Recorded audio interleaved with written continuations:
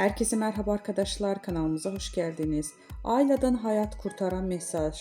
Uzak şehir gönülleri fethetti. Kanal D'nin rekormen dizisi Uzak Şehir kendi gündemini yaratırken bir yandan da sosyal sorumlulukların mesajlarıyla hayata dokunuyorlar. Dizide bu kez kanserden erken teşhis önemine vurgu yapıldı. Kadınlar köy meydanına toplayan Ayla'nın erken teşhis hayat kurtarır temalı sahnesi izleyicilerinden tam not aldı.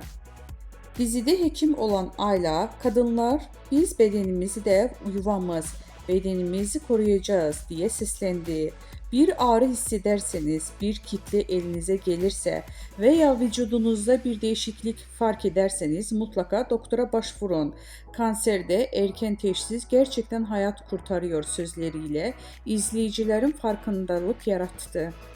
Uzak şehir bu anlamlı hareketiyle bir kez daha gönülleri fethetti. Sanal medyada geniş yankı bulunan sahne için ülkenin yarısı izlediği dizide böyle sahnelerin yazılması çok kıymetli yorumlar yapıldı.